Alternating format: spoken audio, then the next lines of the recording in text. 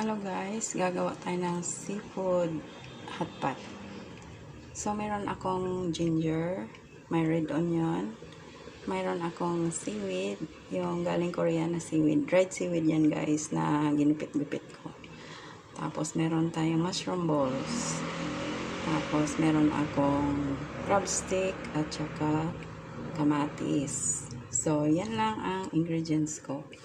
Ngayon, ang pinaka-base nito, ito yung seafood hot pot na gawa ng Likumki. Try nyo to guys. Hindi ako binabayaran ng Likumki para i-promote ito, pero masarap siya. So, ang dagdag lang nito ay salt and pepper at saka nor liquid seasoning kasi bawal dito ang magic sarap or nor cube. So, lagyan na natin ng sabaw. Yan. Lagyan na natin ng sabaw. Lipat ko na siya sa kabila.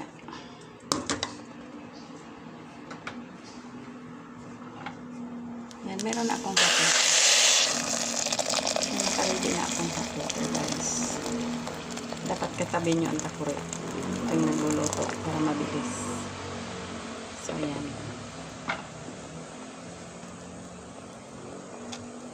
Ganyan lang siya guys. Tapos, lagyan lang natin ng salt.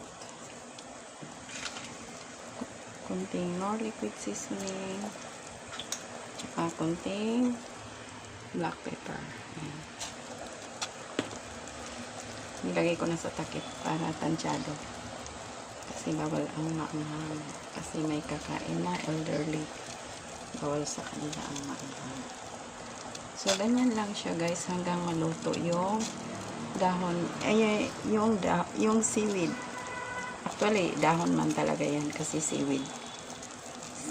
Grass yan sa dagat. Masarap yung galing Korea. Yung sa Taiwan, masarap din. So, try nyo guys. Yan, simple lang yan. Pero mas masarap yan kung haluan nyo ng halaan or any other seafood. Kahit yung isda na galing sa dagat talaga. Kasi, syempre, diba, may isda naman na galing sa mala, yung dito sa land. So, yung isdang dagat ang ihalo mo dyan. Pero laman ha, hindi yung kasamang mga tinik-tinik. Naka-slice na siya, cubes. So, ganyan lang guys. Thank you so much guys. Ay, by the way guys, nakalimutan natin i-add. Sorry guys sa ingay. Malapit tayo sa highway. Yan. Nakalimutan kong i-add. So, yan. Ganyan lang. Pero depende sa inyo kung gaano ka-tasty ang gusto nyo sabaw. Tapos, imimix na lang yan. Sorry guys, malayo ako sa ladle.